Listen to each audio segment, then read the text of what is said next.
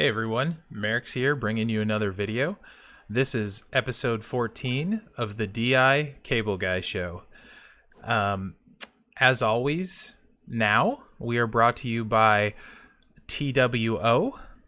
That's the Toronto Wrestling Organization. For those of you that don't know, our official sponsors. And I'm really proud to say that the longest running weekly episodic podcast in WWE Champions history is still here and still going on with no changes whatsoever. Even though we have new sponsorship, the show has not changed at all. We're gonna have a mildly mediocre show for you this week. First,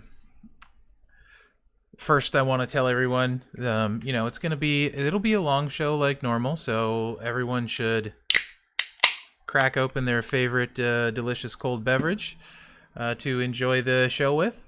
Maybe you're doing some blitzes, maybe you're playing some events, or maybe you're just listening and you're driving or something.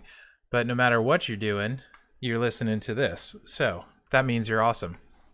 I think I want to introduce my my first guest, or my only guest of this show. This week's guest. I don't know a lot about her. She's very hard to understand at times.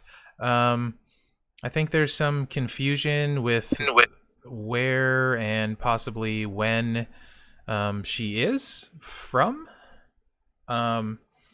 Anyway, she does some cool things with her hips. So, with all that being said, Dr. Asuka, welcome to the show. It's good to be here, Mherex. Although, I will say, what is hard to understand about me? It came off kind of racist. Well, you sometimes go by different monikers, and that's hard to understand. Are you here today? Are you here tomorrow? So, another thing, you've been butchering my name. So instead of you, so you said Asuka Yeah. right now. So it is Asuka, right?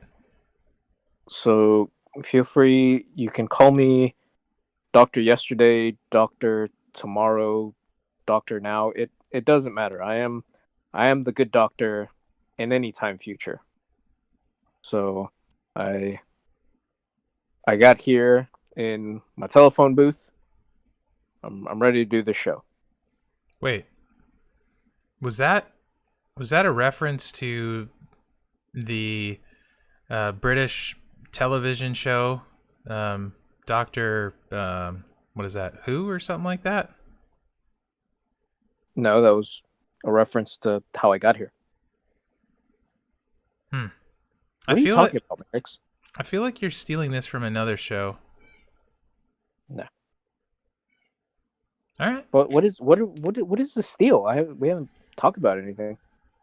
All we talked about is how you are racist towards Asians. What? Hold on. Where did that come from?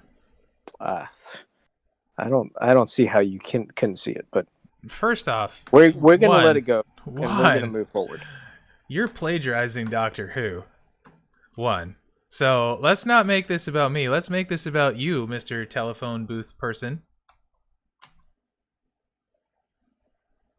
Yeah, that's what I thought. Don't have much to say now, do you?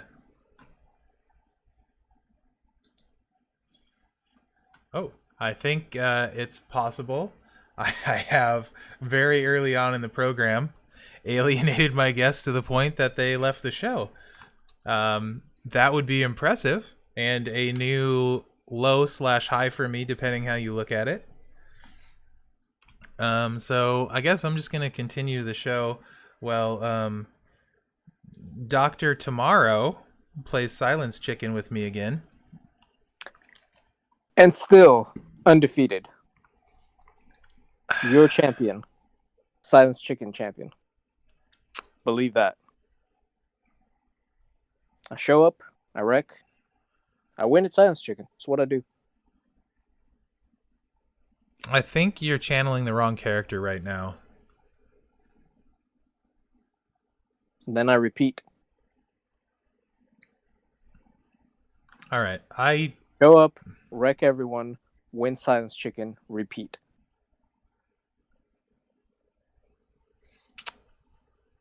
I'm not playing your games. I don't play Silence Chicken. So you can't You're win. not very good at it. You're not very good at it, I'll tell you what. You can't win if I'm not competing against you. Sure. It's what people that don't win like to say. Okay, whatever. Moving forward. Okay, moving forward. What are we moving forward to? I don't know, it's your show. I'm just here. Am I supposed to do the guiding? I mean, I'm the guest. You're not a very good guest. Well, I showed up, you insulted me, and now you want me to basically do your show for you. It's a very interesting narrative that you're weaving here, miss. One, I didn't insult you, and two, all you've done is plagiarize your words so far today. So listen, because we have because corporate because you sponsors to believe, think about now. So because you believe that I wasn't insulted, that means that I wasn't insulted? You define whether or not someone else is insulted? Sometimes yes, only when they're being ridiculous. I'm saying that's kind of insulting in itself. Nah, it's cool. I see what I understand what Dr. Beth was saying about you now. It all makes a lot of sense. Wait, hold on. Dr. Beth loves me. Just don't bring Dr. Beth into this. Dr. Beth loves me. She warned me. She told me some things. I understand now. Let's move forward with the program. Okay. So, generally, one of the things that I like to do when I have a guest on the show, kind of to put them at ease and get them used to being on the show, is talk to them about normal stuff before we get into the hard-hitting questions. So, like, for example, today, I'm going to ask you if you have a pregame show ritual. I'm sure this is not the only show you've been on. Do you like to eat before you come on the show? Or do you like to sit down with a particular beverage? Do you chew gum? Like, what do you do to get ready for a show? So I don't want to talk about any of that. Instead, let's talk about candy. Oh, candy? Okay, you have my attention. Chocolate based versus fruit flavor based. What is your preference? Are we talking like, say, a Snickers versus orange slices? No, fruit flavored base. So candy. We're talking unhealthy candy all the time. Yes, I'm talking about the fruit flavored orange slice confection. Oh, those things with the thick chunks of sugar on the outside? Yeah. They're like dusted in sugar, and they taste I thought you meant actual slices of orange, but I forgot who I was talking to. I was gonna say, have you ever listened to this show? Yes, I apologize. I hate fruit. We know this. Momentary lapse. You hate all things not meat. I do hate all things not meat. I do make some exceptions for candy. Snickers, apparently. I mean, Snickers are okay. I would say honestly, if I rarely will buy chocolate for myself. For the wife, yes. For Mrs. Mherex, I will buy chocolate. Which one? There is only one. No, the head of the harem. You continue to propagate all of these untruths. Hey, I'm just repeating what Dr. Beth told me. In an effort to besmirch my good name. Right. Are you calling Dr. Beth a liar? Yes. As long as she's not next to me and able to glam slam me, yes. I'm going to tell you said that. Continue. Okay. So you're talking about. So I don't buy chocolate-based candy for myself like ever, but I will buy fruit-based candy. For example, I love Starburst and Gummy Bears / Worms. Those would be at the top of my candy list, if you will. But I'm going to do you one better. If I'm choosing between candy or cookies, it will be cookies every time. Cookies is my sweet snack of choice. Well, I don't want to talk about cookies. I want to talk about candy. So All right. stop talking about cookies. Fine. So yes, fruit based. Then Starburst or gummy bears in particular. Mike and Ike's as well. I love Mike and Ike's. Okay. Um, So, Skittles. gummy bears. So Skittles and Starburst, obviously, those are specific brands. Gummy bears, you can get different brands. Do you have a go-to variety of gummy bear? Black Forest. Black Forest? Mm-hmm. Aren't those the ones that are marketed as organic? I mean, they do that now, but whatever. Haribo are pretty good too. Haribo, I don't know how you say that. Haribo. Okay. Oh, how's that? One more time. Haribo. All right. That. Named for Hans Riegel from Bonn. Oh, okay. Yeah. I don't know that I've seen that particular one. Which one was that? That's the one you're talking about. Okay. So the dude's name is Hans Riegel, Hari, and the company was founded in Bonn, Bonn, Haribo. That's where the name comes from. I feel like this isn't true. All right, dude. I'm How many Googling times have you questioned things? I'm Googling this. Go ahead, Google it. How many times do you question things? You did no wonder. I'm starting to understand why you wanted to talk about candy. If this is true. I wanted to talk about candy because I had a story that I haven't even gotten to. You're the one that picked fruit. You're the one that picked gummy bears. You're the one that picked Haribo. All I did was give you information. Oh about my gosh! You were talking about. This is so stupid.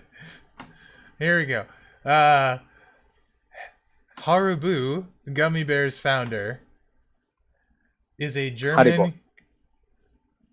Haribo is a German confectionery company founded by Hans Riegel Sr. It began in. I'm not even going to try to. Yeah, I'm going to try and say it. Kessenich, Bonn, which is North Rhine-Westphalia? Yep. Just say Germany. Oh, it's an acronym formed from Hans. Bo. That's what I literally just told you that. Yeah, you didn't make any sense. The company created the first gummy candy in 1922 in the form of little gummy bears called Gummy Barschen? I don't know. I don't speak German. So, I did not think when this show started, and this is why we typically don't do much pre-show chit-chat, because I can genuinely be shocked and slightly disappointed in what follows. Is it possible that you came across this factoid during your worldwide travels to Germany? I know you've been there probably for conferences and things of that nature, being that you're a doctor. Yeah, so that's where I have a colleague over there, and he was the one that originally told me about that. That's why I know this. Huh. So over there, they don't just make gummy bears. They make other gummy assortments. But in Germany, they have a much wider variety of gummy things, which I'm assuming you could probably find them here, because, I mean, you can find everything here. But if you just go to a regular grocery store, there's a whole bunch of stuff besides just gummy bears. Really? But anyways, that was just something random that, based on what you were talking about, I thought I would tell you, and then you came out and outright called me a liar. Well, you are, but you were telling the truth this time. Interesting. Whoa. I'm on their Wikipedia. Uh-huh. And it looks like their revenue is, if I'm understanding that symbol correctly, that might be the euro, 1.7 to 2 billion euros, or maybe it's yep, it is euros. Yep. And they have in 2018 had 7,000 employees. You gotta want it. Indeed. All right. So, would you say You did say that was no. You said Black Forest was your. That was my go-to, but this would be number 2. So Starburst, Gummy Bears, Skittles. Those Yeah, are, I think pretty fine selections. I would Um, I would probably rate Starburst as my favorite, mainly because there is just so much flavor in one of those little guys. It's crazy. yeah. Now, um, I believe in your part of the country, so there's a map where they show the. So well, before we get here, let's. I'm just gonna talk about my thoughts on gummy bears. Um, so I really like gummy bears also. I think, and I'm interested. It's interesting that you didn't mention these because I think these are actually the best. There is a brand called Albanese. I I have don't. I don't have a story or anything to go with them. I don't know anything about their origins, but they come in a little white bag. And they say "world's finest." And I have never had the pleasure of partaking. next time you go to the store, look because they're pretty common. They're not like you don't have to go to a specialty store or anything. Um, Look to see if you find Albanese. They're either they have bears and worms, and the standard bag I think has like 12 different flavors or something. 12 flavors? Really? Yeah. All right. Google. I'm sure if you Googled it and you saw the little picture of the package, you'd probably be like, "Oh yeah, I've seen those." I will have to Google it. Speaking of Google, I took this time to pull this up, and I'm going to cover Dr. Sparks up because, there's not much of a better thing. If you happen to be watching instead of listening, No one watches, dude. I mean, there's probably one. I bet you sometimes Southside Envy watches. Sometimes he mistakenly looks at the screen. Yes, hopefully not Yeah, when he's okay. driving. I will give you that. Okay. So if you are watching, I think we or asked that. No one ever said anything, yeah, I don't which think so. which is pretty common for when we try to get stuff out of our crowd. I had to in the moment here while Sparks was rambling about nothing important, uh, kind of copy paste, you know, all that good stuff. This little tidbit. So apparently he was telling the truth, as much as I wish he wasn't. But there you have it, Hans Riegel Sr. right there. Oh wait, was that still under question? I mean, I would assume that the people listening know better than to just take you at your word right now. Anyway, back to Albany gummies. Based on what? On the fact that you, sir, are a classic heel and a dirty liar. All right, I'm just gonna let it go. I'm gonna have a nice long conversation with Dr. Beth, and it'll be fine. We've both had these pains as affirmative action guests. I have seen that bag before. Yeah, told you. So I'm looking at candy rankings from lolcandy.com. I'm sure that's completely legit study here. But 1 is Albanese gummy bears. 2 is Haribo. Yep. 3 is the Black Forest ones. Yep. 4 is Happy Yummies Gourmet Gummies. Can't say I've ever heard of them. 5 is Brock's. I've definitely heard of them. So those are the top 5 rated gummies according to what is undoubtedly the authority in candy, lolcandy.com. The gummy incarnate is what they call them. Interesting. Yep. So before I need to interrupt you for one more second, then you get back to mocking me and whatever it is you're doing. I'm not mocking you. I'm just you mock yourself, sir. I'm just here for the ride. I feel like now is a good time to bring up my all-time favorite Abraham Lincoln quote. And I feel like it applies to Dr. Sparks as well. Be excellent to each other and party on, dudes. No. Because that's the best Abraham Lincoln quote. I don't care what you're about to say. Isn't that a Bill and Ted's quote? No, Abraham Lincoln said that. Okay. My all-time favorite Abraham Lincoln quote is everything you read or hear on the internet is true. Abraham Lincoln. All right. Just gonna leave the folks with that tidbit. So I was right. Yes, exactly. That is exactly what that means.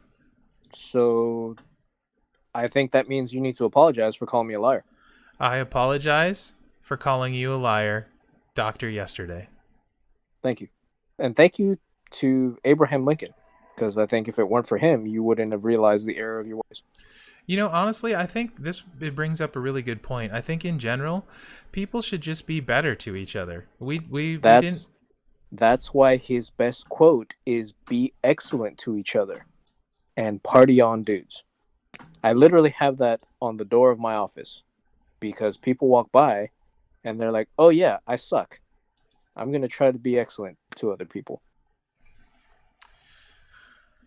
It's a pretty good quote, and I feel like Abraham Lincoln has brought us together. Yeah. And If now, people just tried to be excellent to each other, the world would be a better place. undoubtedly. What were we talking about? You said So you were going to talk about something before letting me get back to something. I have no idea, but I did want to say you asked me what I prefer. I prefer the fruity, gummy, goodness to chocolate. What do you prefer? So I enjoy both. For chocolate things, I enjoy the marriage of chocolate and peanut butter. So things like Reese's, for example. Um, Speaking of Reese's, actually, believe in your neck of the woods, Reese's is the most popular Halloween candy. Whoa, was this map you were referring to? No, I just no. So the reason I mentioned the map is because one, I need to call out a couple of places.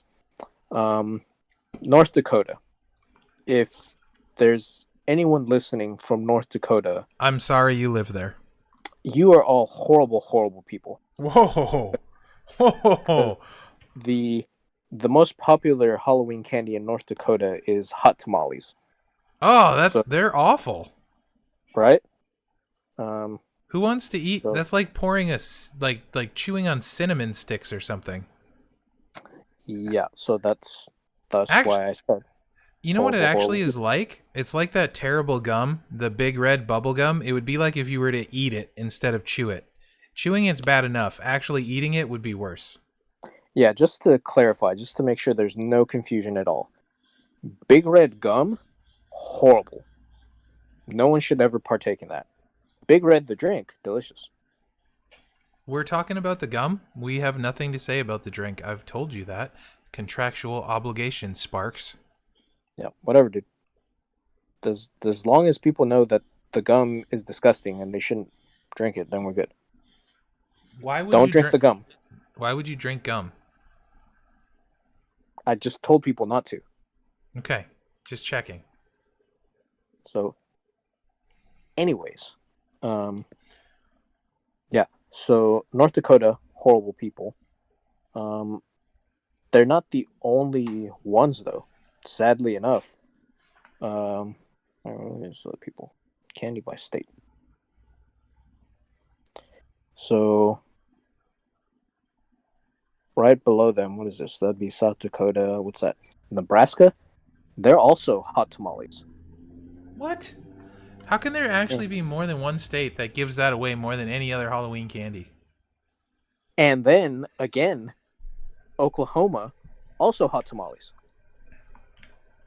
Like, what do they call this area? The Dust Bowl? Like, what's this middle boring part of America?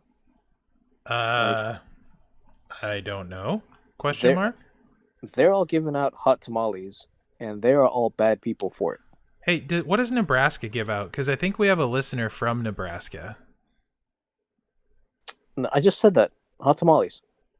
So North Dakota, Nebraska, and Oklahoma. I would have thought for sure Nebraska would be corn candy.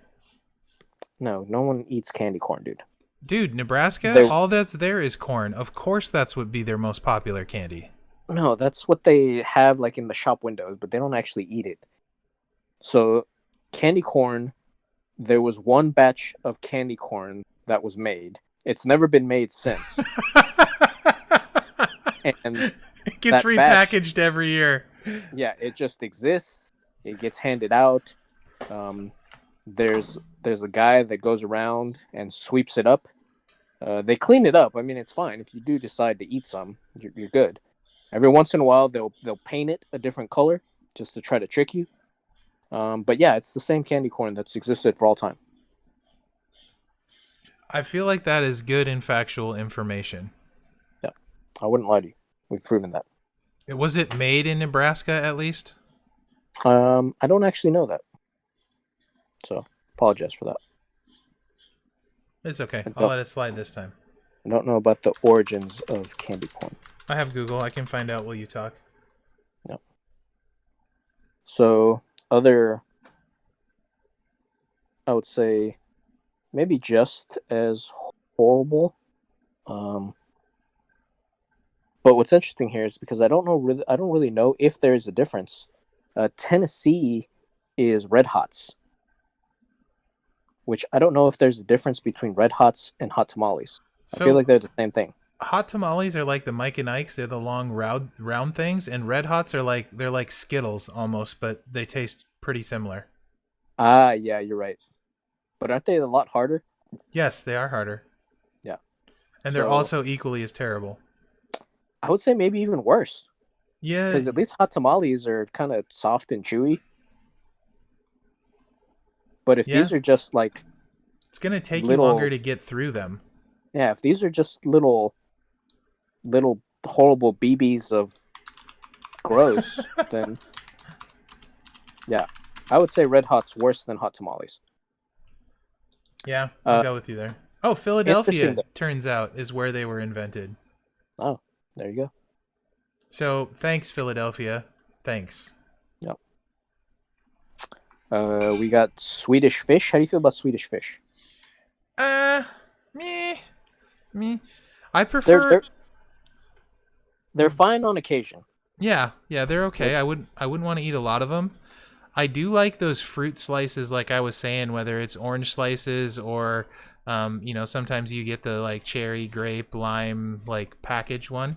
I do like those. I'm not really the biggest fan of those, however. The Swedish Fish, they're okay though. I'll eat them in a pinch. So Swedish Fish, Kentucky, I'll allow it. It's different. I'm not completely against it, so it's fine. You know what's crazy? Like this is basically the equivalent of North Korea, South Korea.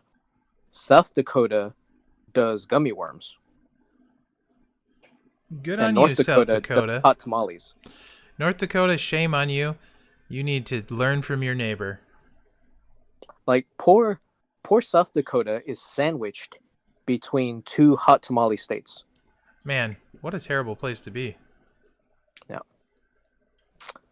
I will say though, probably the one that I enjoy the most. It's not the one that I have the most, but maybe the one I enjoy the most, and that may be because of childhood memories. Louisiana bringing it with the Airheads. Ooh, Airheads are good. Airheads are very good. Yes. So, as a when I was in 5th grade, so pre-med, we had a conduct system. Did you hold on? It just dawned on me what you said. Did you just say when you were in 5th grade and then pre-med? Yeah. All right. I just want to make sure. Carry on. Yeah. So we had a conduct system, which I think maybe other schools also had. I'd be interested to hear what you had. So it was based on colors. So green was good.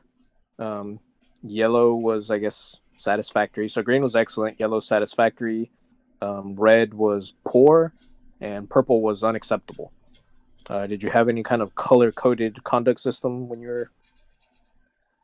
So school? fifth grade, I was still in public school, and I don't remember a color coded conduct system other Whoa, whoa, than. whoa, whoa, whoa, whoa, whoa, whoa! What's this? Still in public school? Did you at some point become an Ivy League elitist snob?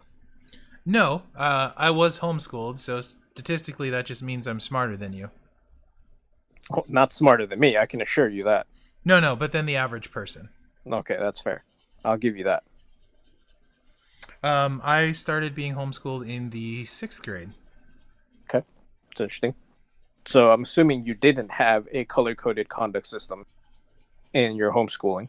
So let's focus on the public schooling. Hold on, hold on. Good story though. So first year being homeschooled and mom's trying to teach us, my brother and I, and All she had to do was lure you with meatloaf. I mean that would have done it surely. Yeah. But I thought I was going to be really funny, and I shot her with a rubber band when Why? Dad. I thought it would You, be funny. there's only two possible culprits. Did, did she turn around and did you just point at your brother? No, no, no. I didn't care that she knew it was me. This was just an Oh, act of defiance. sounds like you were a monster. I mean, I wasn't the best child. Some things never change. Go ahead. No, so I shot mom with the rubber band mainly because dad wasn't there, and I'm like, oh, I'll get away with this, right?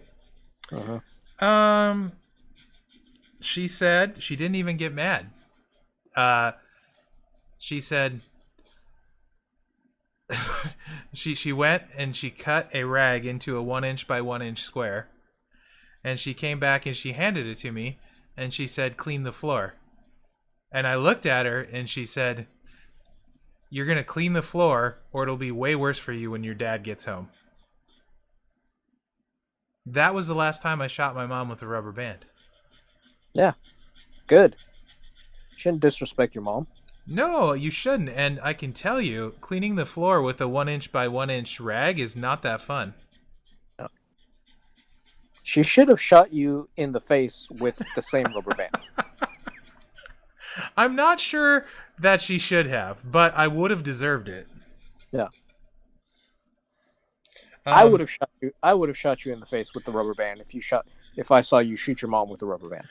in my public school life, up into the fifth grade, they had something called a pink slip. If you got a pink slip, you were in big trouble and going to the office. Uh-huh. I would love to say I never got a pink slip, but that would be a lie. No, I mean you're the kind of kid that assaults his mom. I mean, that's a little bit excessive statement there, but whatever. You just said I shot my mom and I didn't care if she knew that it was me.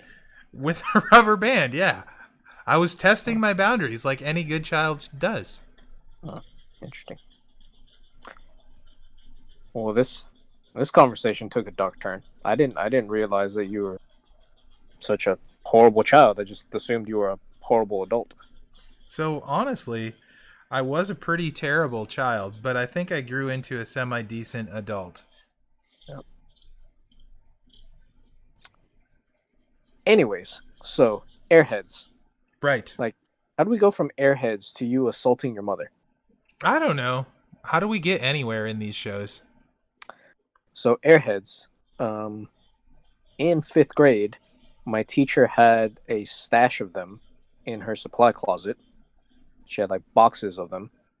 And if at the end of the week you maintained your excellent conduct color, so she had this thing hanging on the door to the closet, and it had a little pouch for everyone, and there was a little card. So if you were bad during the week, she would make you walk over there and change the card from green to yellow or whatever. And if you kept the green card the whole week, at the end of the week, you would get an airhead from this magical closet full of airheads. So lots of good memories associated with airheads. It's a fine candy. Yeah, It really I don't is. have them. I don't have them very often. I got a bag of them, like the little mini airheads. Yep, yep. I got a variety pack, which said that it was going to have watermelon, cherry, and blue raspberry. Blue is my favorite. All fantastic flavors. I don't think I've ever had an Airhead that I didn't like. Now, as I'll randomly eat one, grab another one. So over the course of time, as I'm grabbing Airheads, I find that I'm getting a disproportional amount of watermelons. So I'm like, why do I keep getting watermelon? There should be like 3 or 4 of each one, whatever, depending on the content. So I look in the stupid bag, and I realized that there wasn't a single cherry in the entire bag. It was all watermelon and all blue raspberry, which is fine because they're all delicious, but I don't like that it was marketed as having cherry, and I got no cherry. That's my Airhead story. I'm deprived of cherry Airhead. So, well, that was a fantastic story. I would like to call out 2 other fine non-chocolate candies that I love. And these things are super addictive, super delicious, and that would be the Haichu. Have you ever had a Haichu? Gesundheit. No, the candy. HI-CHEW. I have no idea what you're talking about. Are you serious? You've never had a Haichu? I don't think so. I thought you were sneezing. Google it. Haichu. Right. Look them up. You've never had a Haichu. Yes, I think I have had those. Those They're are good. Delicious. They're a little bit more solid. Mm-hmm. Yeah, I have had those. And then this is probably an older candy, I would assume. I don't see it too much anymore. Mambas. Yep. That's what I was going to bring up after you mentioned Haichu, because I was going to say Mambas are similar. They're basically like a square, kind of almost taffy texture fruit goodness. Yeah. So not as common, but yes, very, very good. Those would both be on my list as well. Yeah. As far as chocolates go, like I said, I like chocolates. One thing that I prefer dark chocolate to white chocolate. I don't like when white chocolate is the main event of chocolate. Like, if it's a secondary, I feel the same thing about caramel, too. I don't want caramel to be the main event. So, Snickers, fine, because the main thing is the chocolate. There's peanuts. There's probably nougat of some sort. And caramel's in there, but you're not shoving caramel down my throat.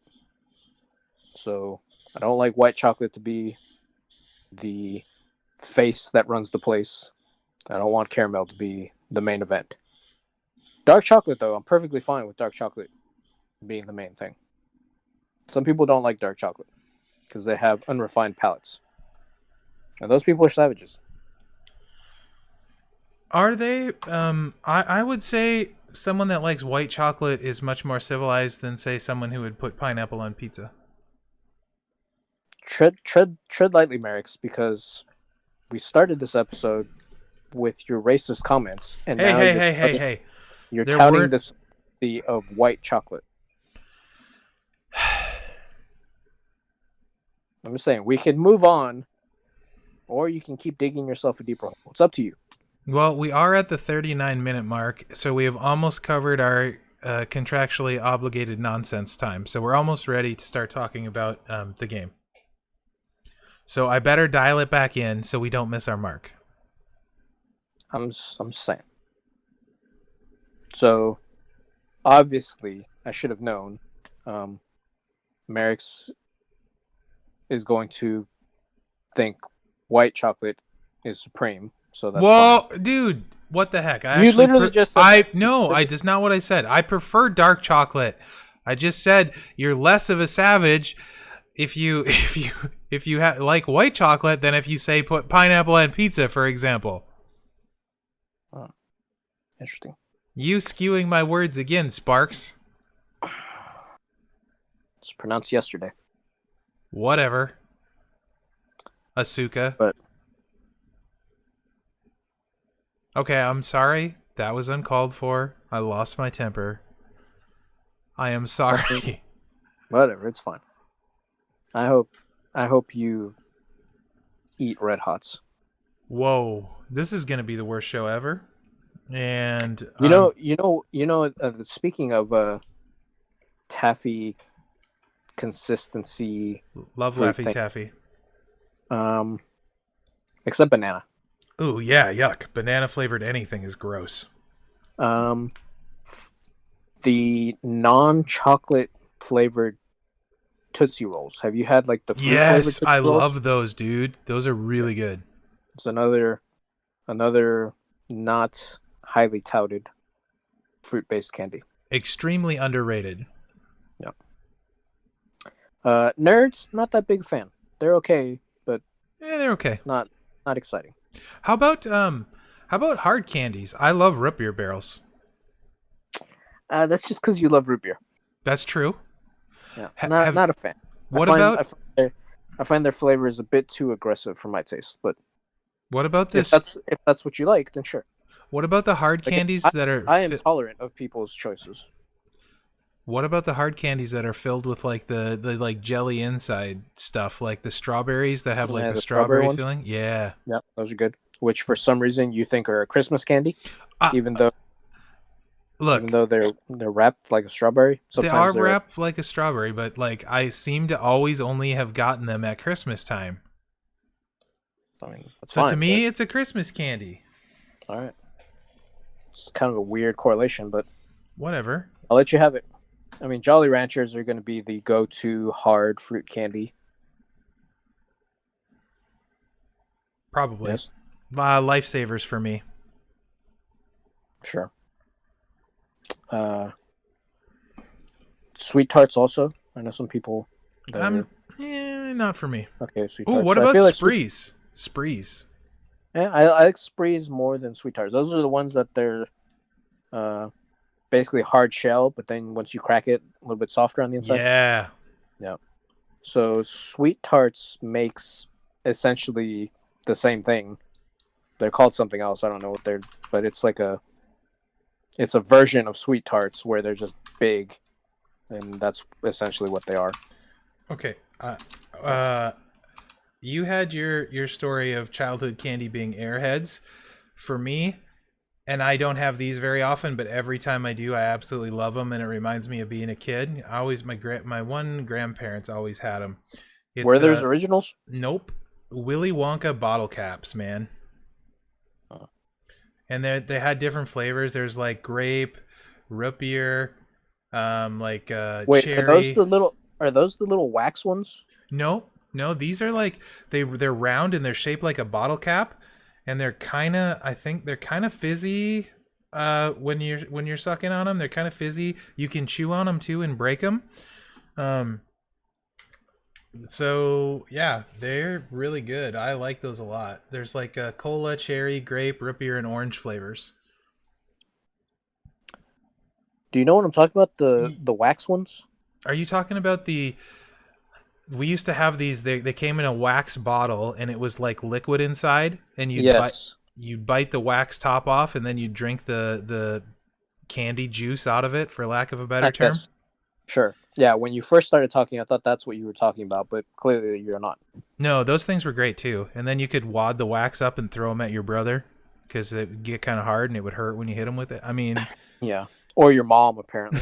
hey, I learned my lesson one time. Yeah, clearly. This is why I don't share with you. You're a monster. I am not. So, should we start talking about Yeah, something game related at some point? we should probably move on. I think this is worse than our normal opening nonsense today. How's it worse?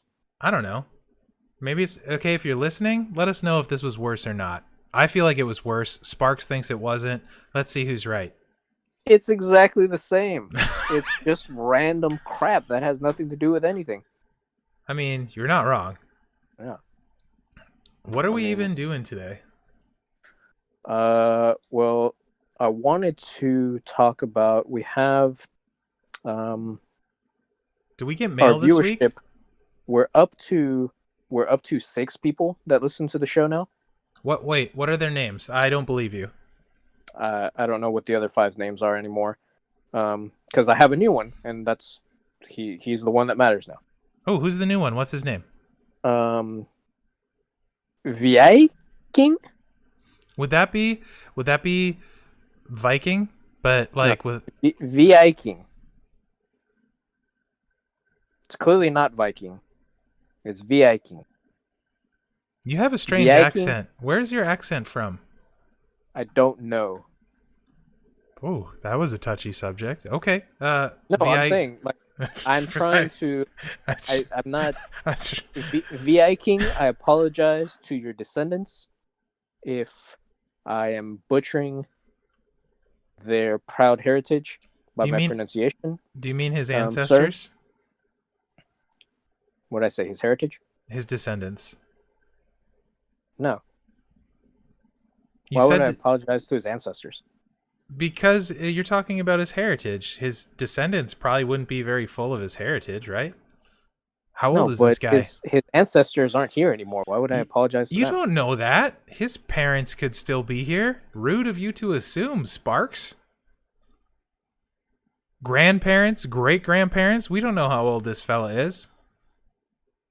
I suppose. I guess typically when you use the word ancestors, you're talking about people that aren't around anymore. I mean, maybe when you were throwing stuff at your mom, you referred to her as your ancestor, but that's not typically how people communicate. But sure, I suppose there is correctness there. But okay. No, I was apologizing to his descendants. I don't care about his ancestors. So, Viking, maybe let us know what the proper pronunciation for Viking is. Is it VIP? Like it almost sounds like VIP King. Yeah, but that's not what it is. Okay. It's almost like a Russian trying to say Viking. Viking. I like that. Putting the Russian accent on it gives it a little bit of flair, a little bit of panache. I like that. So we have a Russian listener, Viking 51. So Viking 51 is our Russian listener. Russian superfan, Viking 51. The now globally supported podcast. The #1 weekly episodic, the longest running weekly episodic WWE Champions podcast worldwide. In all of Russia. Recognized by Titus O'Neil. Yes. Titus World Slide. Yes. Are we ever going to... Should we just skip this? I mean, we should probably speed it up. This is going to be our longest show ever. No. That's fine. Yeah. That's fine. People will love it. They want more. They already quit listening. What are you talking about? So, Viking. Viking would like to know. He's got a showboat situation going on here. And he has some interesting things to choose from. And we've had a showboat episode, and we've done our cream of the crop. And there's a guy that made our cream of the crop. Oh. And a guy that didn't make our cream of the crop. Oh. But I think we might go the opposite of our cream of the crop for this. Really? So he's got at 4-star silver, he's got Slick Rick and Macho Man. Okay. Then at 4-star bronze, he has Typhoon. So tugboat, solid. At 3-star gold, he has Mherex's favorite, Andre the Giant. Not my favorite. And then he's got, other solid people like Hacksaw. I was about to call him Marty Jannetty. Matt Hardy. He has Braun Strowman also, which I wish he was better because he's fun to use. He's got Piper at 3-star silver, also very solid. Dolph, hopefully at 9K, he has him. Sorry, at 5K, he has him. 3-star silver. King of Kings at 3-star silver, so we can talk about that here in a little bit. Paige at 3-star silver. But where it gets interesting is that he has Zombie Kane at 3-star silver. And that he was on our cream of the crop list. Yes. So, but we had the caveat for Zombie Kane. So I'll let you talk about that a little bit. So Zombie Kane is one of those guys that if you have everything needed for him, he is a monster. If you don't, not so much. He's still good, so that, but the main thing with that's going to be the plate, right? Well, yes, and it's definitely the plate, but to use the plate, you need a legendary strap as well. I was going to say, before you even put the plate on, you need the strap. Yep. Now, it is a modern showboat, so it's not the hardest strap to get. However, the plate is definitely not a very common plate that's just floating around everywhere. So if you do not have the boss time plate and a legendary strap, Zombie Kane is not anywhere near as good as you see when he has it. So he's still good, but he wouldn't have made my my cream of the crop list without said plate and strap. Yeah. So we talked about how Flare is just a little bit clunky. For our liking, yes. Yeah, but given the other options, I think the problem, I think one of the biggest factors here is that he has Flare 4-star silver already, full stars, so no hollow stars, and he already has him at level 140. So to bring someone up just to get him caught up to Flare is going to take, resources that could be used for other things. At this point, I feel like it would be a bigger impact to his roster and to his gameplay to go ahead and get that first showboat at 4-star gold. So he does have he has a couple of techs already at 4-star gold. So he has Doink, and he is about to take Champa to 4-star gold. Nice. So it wouldn't be his first 4-star gold, but it's good to have one at every class. Now, yeah, ideally, with Rick, I mean, he has the option to be used as a turn 1 sub guy in feud, but he also has that in Doink, which, I mean, having two of them, that's not necessarily a bad thing. Sure. And they would use different MP trainers. Also good. Yeah. So go ahead. Oh, I was just gonna say, piggybacking on that, the different trainers is good. If he doesn't have a ton of 4-star golds yet, then getting someone like Slick Rick would certainly benefit him, because while he may be a little bit clunky and to me and not as fast as some guys, he has Matt Hardy, so he can multiply gem trainer him. Yep. If he wants to go that route. He has Dolph, and he could use Dolph instead if he would rather go that route. So he has options for trainers, and Slick will give him a turn 1 sub guy, but also a big boom guy.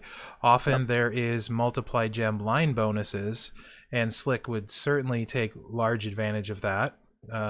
Legend seems to be a fairly common requirement in feuds, so he would also fill that. So for those two reasons, the ones you said too, the fact that he's already like 4-star silver, he's already leveled up. Also, Slick is very good in tours, and Flair is there's definitely plenty of times where any Ric Flair is required in tours as well.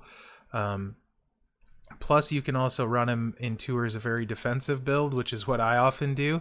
I know I've used the low grab for protect gems and stuff, and use the sub to put protect gems in the low grab, and then the back body to just recycle the yellow.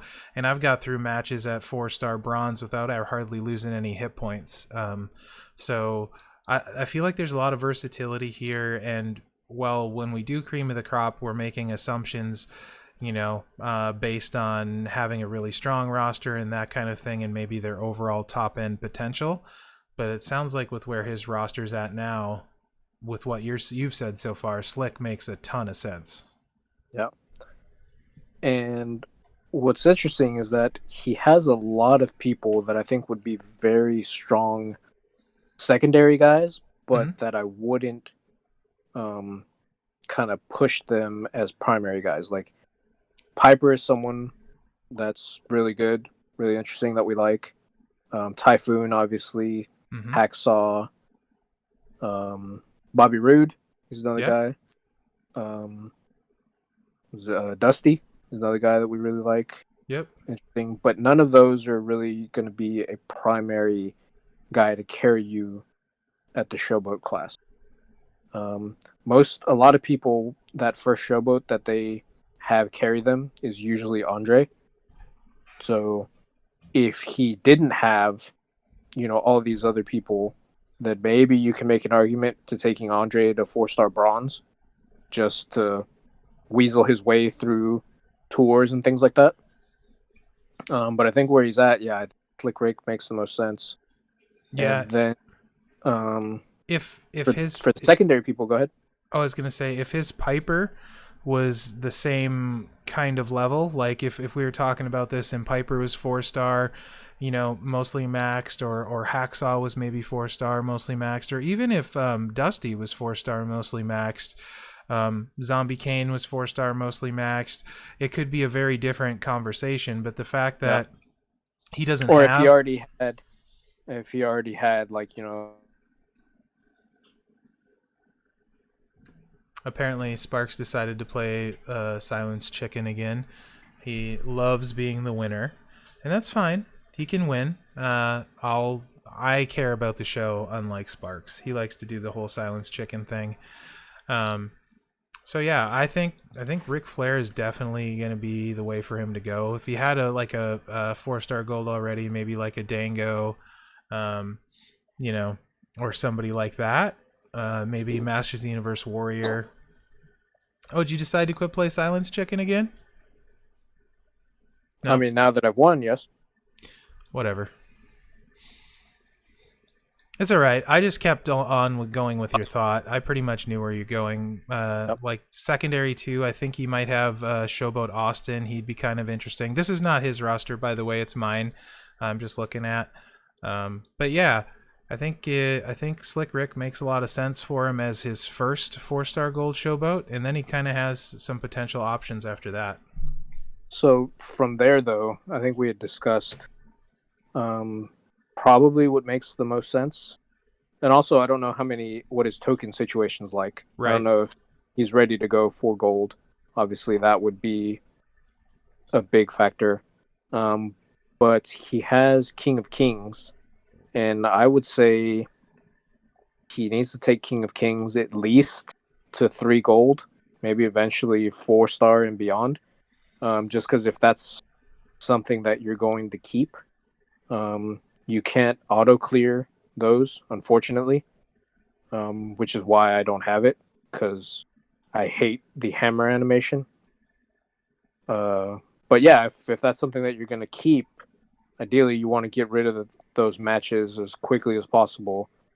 So leveling him up a little bit, and if he's your only VIP character, having him stronger then makes even more sense for those VIP requirements.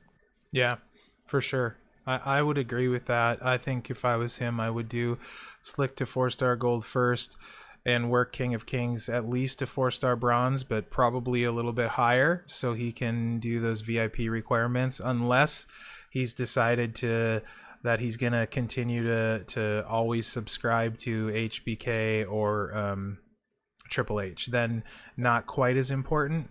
And then he can also start building Kane as well. One for zombie requirements, like while he's building, King of Kings.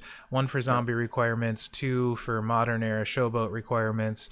And 3, eventually, I'm sure he will get a boss plate and a strap, and then Kane will be all kinds of fun. So I feel like because I mean, not knowing what other zombies he has, I mean, it's not crazy to assume that he doesn't have zombie Stone Cold, so maybe he needs a stun guy. Yep. To where, yeah, it makes sense to bring zombie Kane up eventually. Yeah, or even if he has, let's say, I mean, it's hard to say without the boss play because he won't recycle as well. But if he had Sting and another of the dual MP trainers that adds 2 red, you could probably do that and start with the stun on turn 1. Or if he didn't, you could do maybe do some stuff with the yellow and use so you can destroy more yellows. Actually, use the finisher. But I still feel like double red yellow is still his best set, and focus on hitting those red gems, finding those red gems in matches. No. So, King of Kings to 3-star gold, I would say probably 4-star bronze, but I would say timing for that, it's going to depend what else is going on. So, if he gets another showboat that maybe he gets one at 4-star or something, or someone else that gets more attention, or in another class, for example, right? So it's just because we're saying do Slick Rick first and then King of Kings, we're not saying ignore everyone else. Just out of the showboats, that's probably how we would prioritize them. Yes, I agree. Other interesting things that he will eventually need. He has Rikishi, so he needs to get Rikishi to 9K. Yep. At some point. But other than that, I mean, he has, like I said, I'm assuming Dolph is already at 5K. But then, yeah, Booker T is eventually going to be a trainer that's useful for some people. Mm-hmm. So, but yeah, I think that's probably what's best to do. Honestly, I would say that, I'm down on King of Kings, so hopefully I would say he takes Slick Rick to gold and gets someone more interesting. But that's just because I don't like King of Kings, but whatever. I like him for my VIP requirements, and I like the coins each week, so he's the cheapest guy you can get for the VIP requirements, so I like him for that. Yeah, no, all of that is true. I just don't like him. I know. No. That's okay. You can be wrong. It's an opinion. You can't be wrong about an opinion. Sure you can. You are. Just easy. But you're winning at Silence Chicken, so there's that. Yep. Can't teach that. Nope. All right. Moving forward. Do we have any other mail questions, or can we get to the cream of the crop? We probably do, but we should probably get to cream of the crop. All right, let's do this. You're expecting me to say it, aren't you? I am expecting you to say it. That's part of your contractual obligation, sir.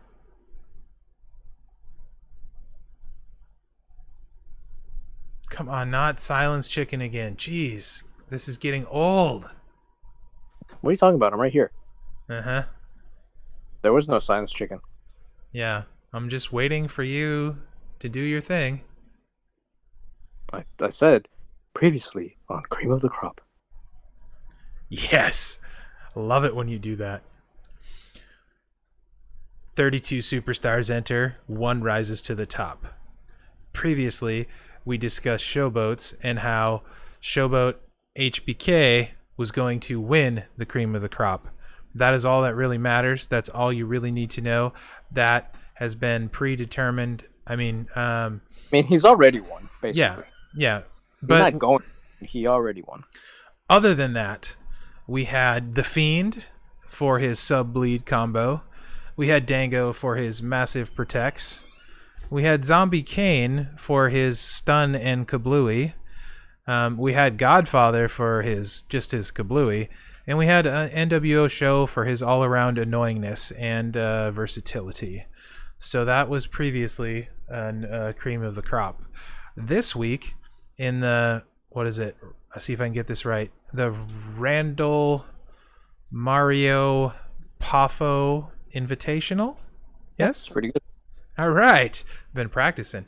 We are going to take a look at strikers. A particularly good class, a very crowded class. The Attitude Era is super heavily represented in the striker class.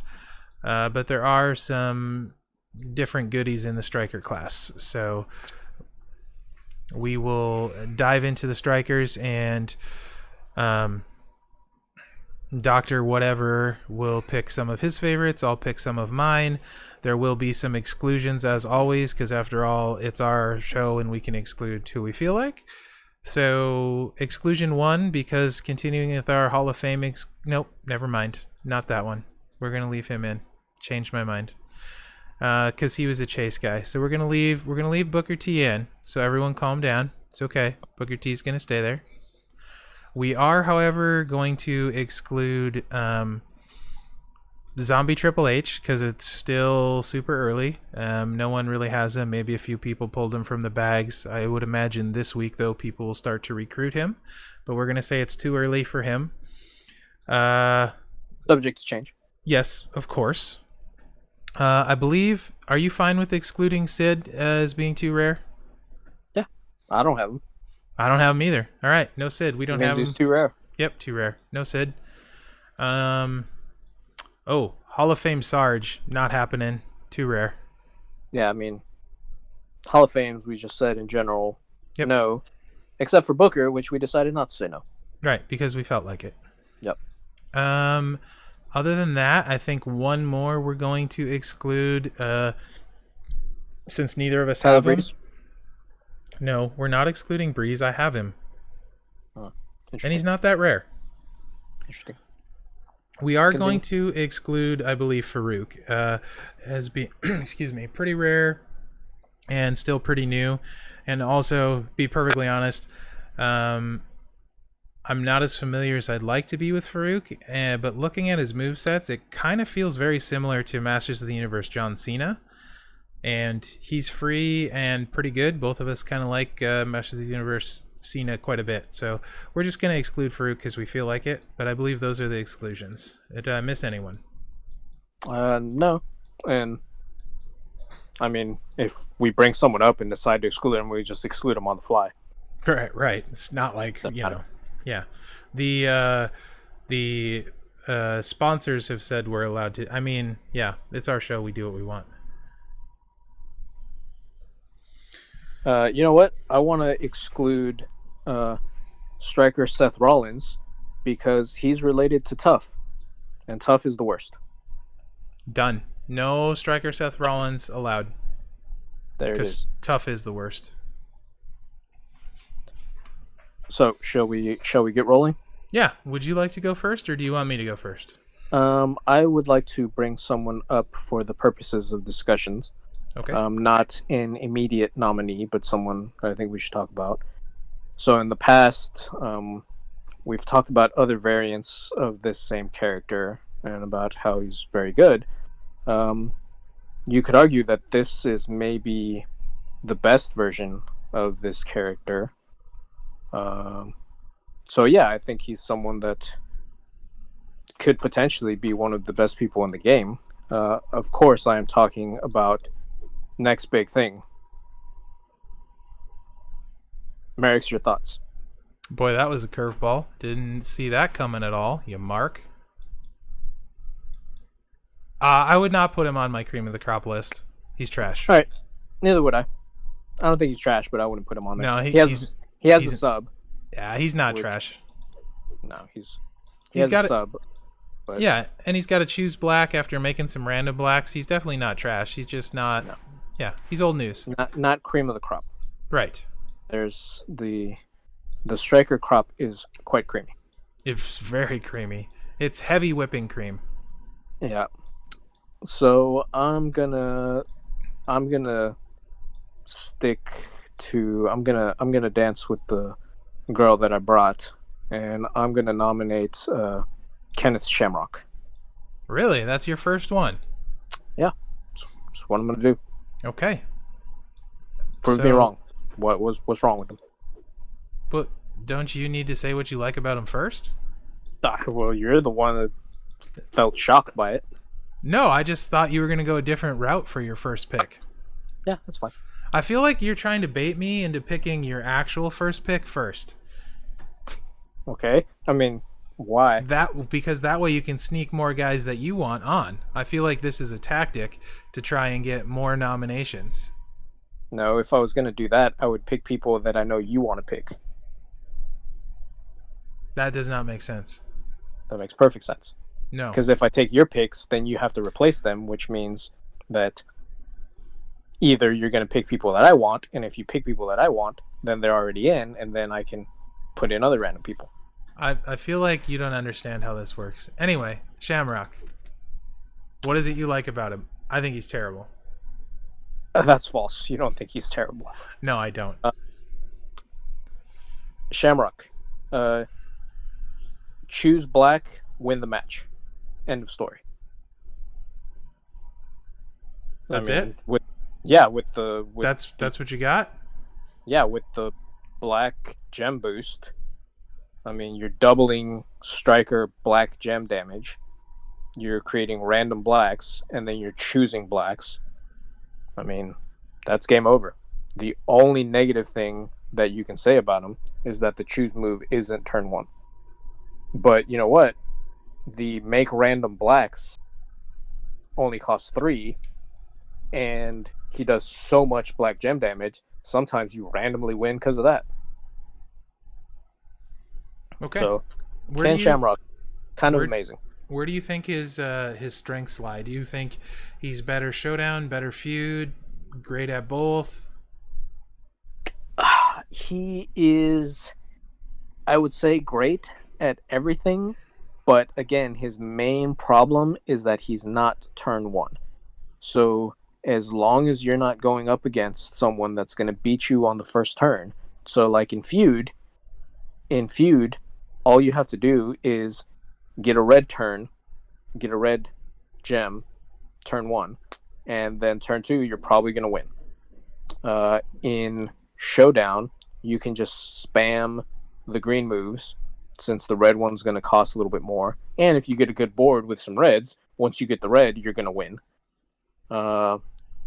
In Tours, he does have a sub, but why use a submission when you could just use the red move and win the match? So, yeah, he just does crazy, crazy damage with the black gems that get buffed.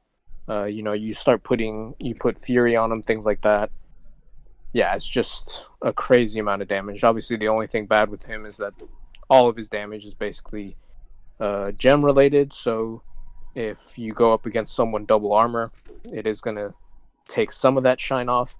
But he does so much damage, it most of the time isn't really going to matter.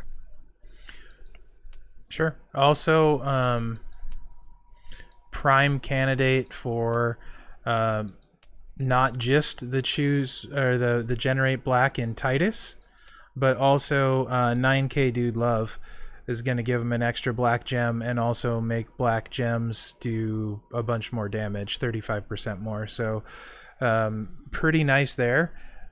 Pretty nice combo there. So I think, like you said, his only real downside, and I don't think I'll have a problem with him being on the cream of the crop list.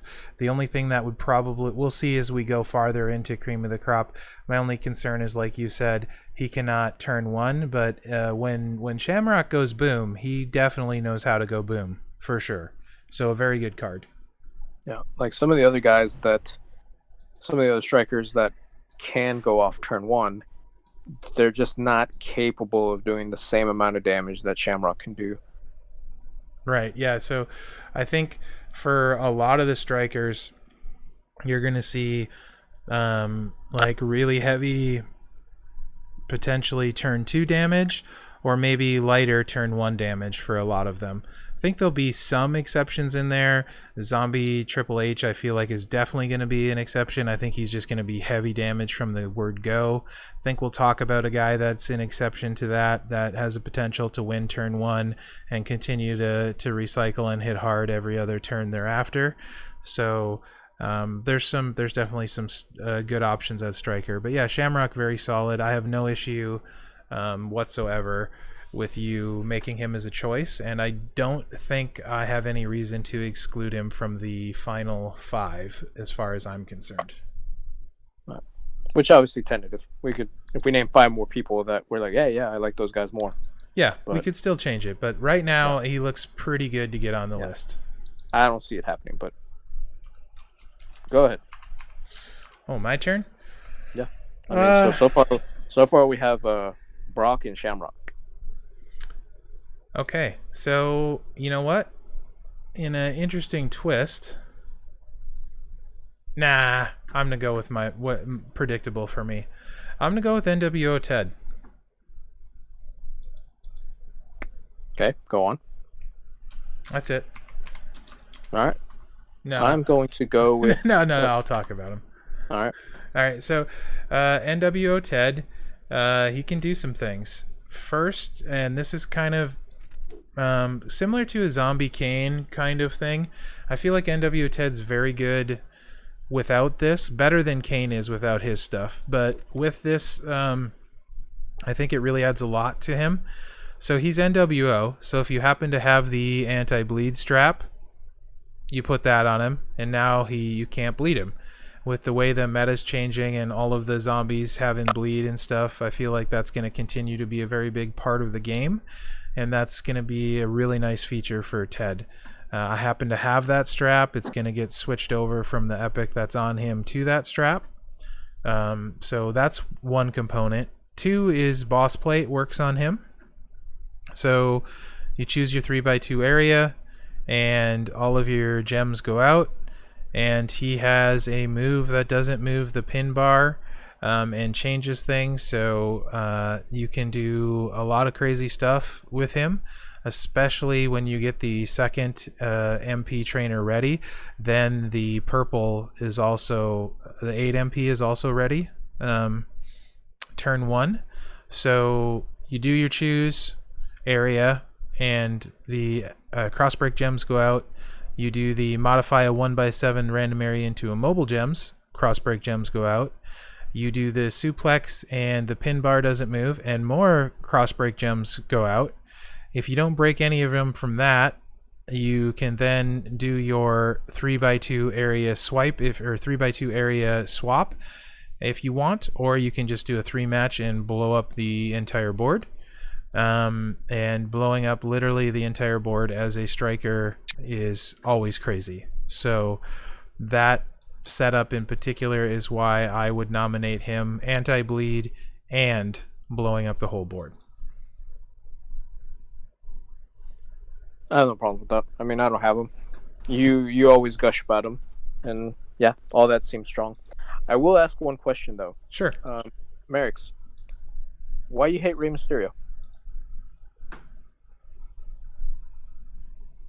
Because I don't have him. So the reason I bring him up is because one of the main reasons, in fact, the main reason that you said that you wanted to exclude Mysterio was that there were too many asterisks related to him being top tier. Yes. That he has to have this and this and this and this.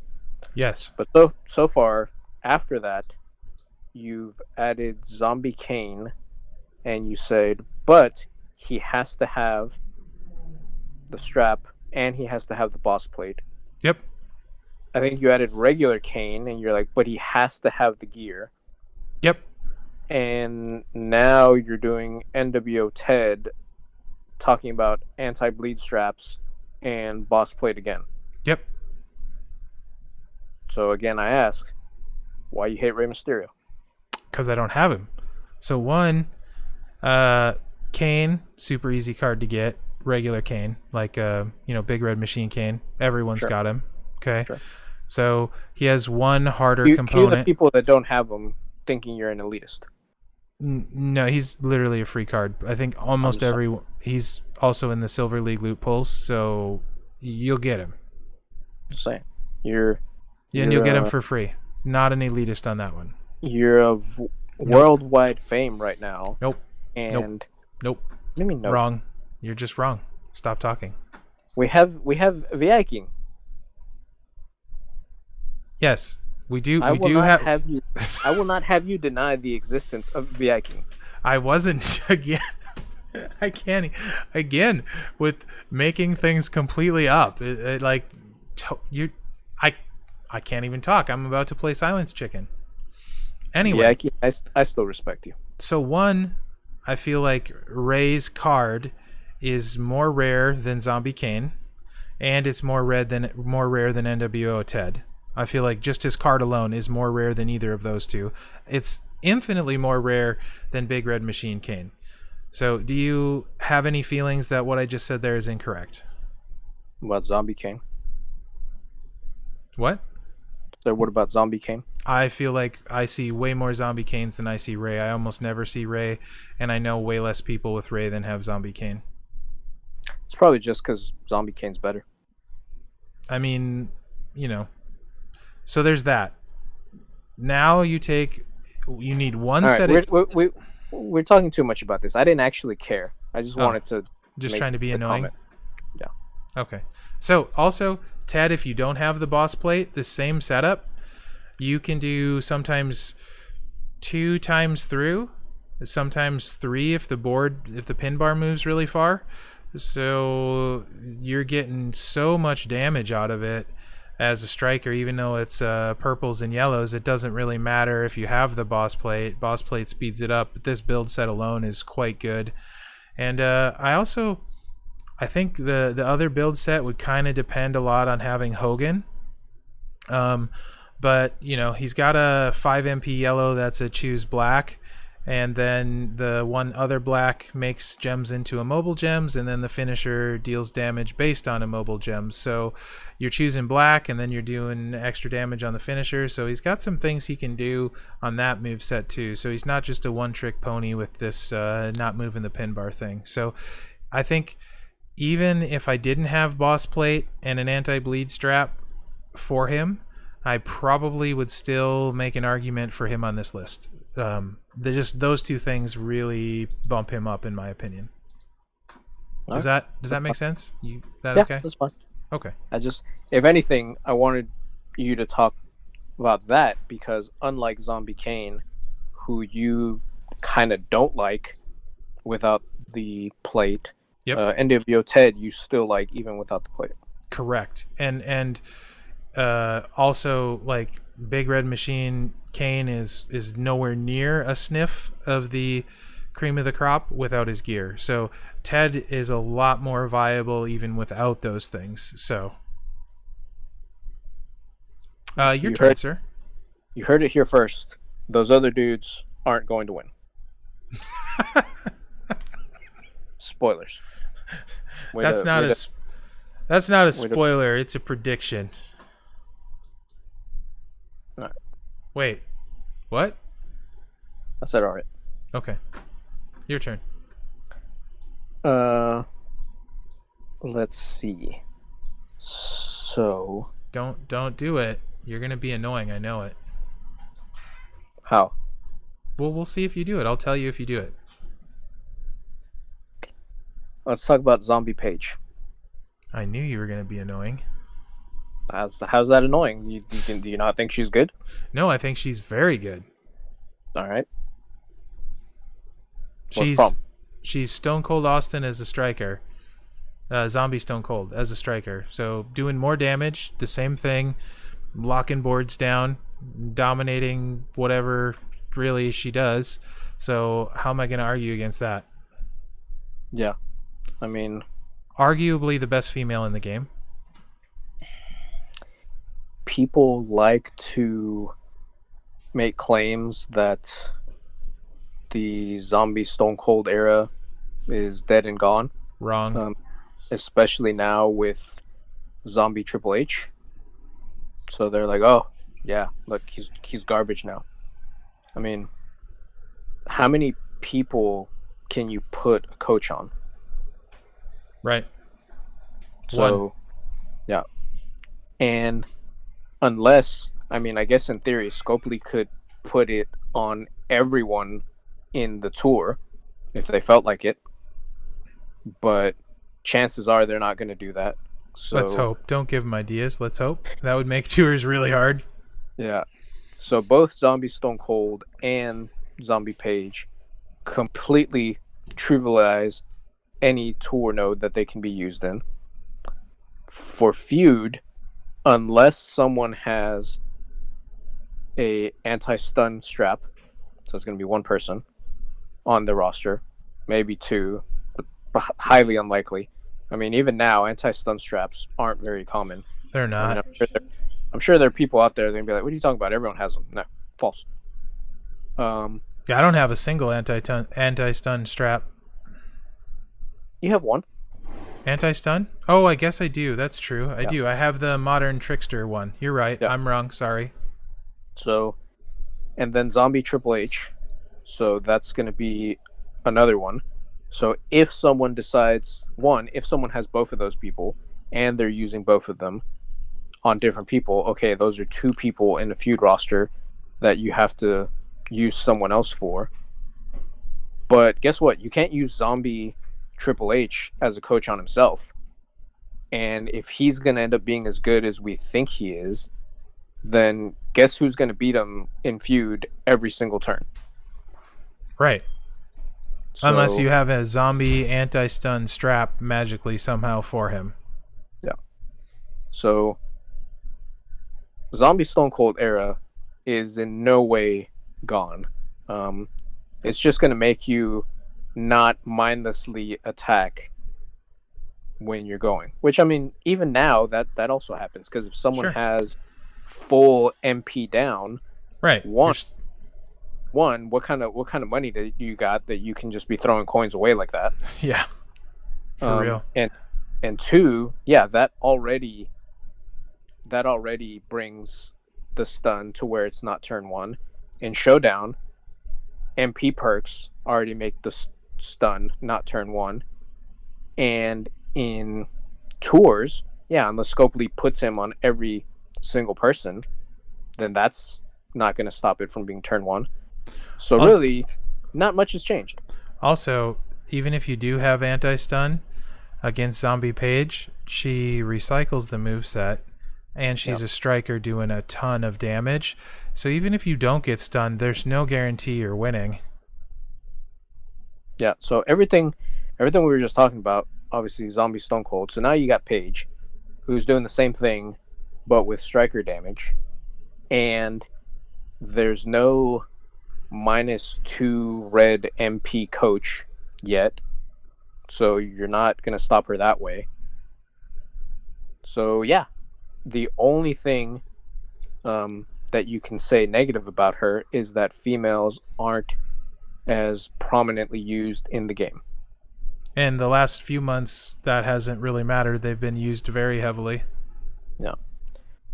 So, yeah, I don't know. Zombie Paige. I'll accept her as a nomination. She's super good.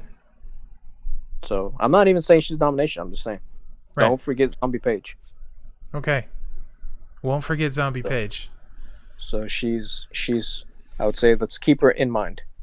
Okay. Right, so right now we got Brock, Shamrock, NWO, Zombie Paige.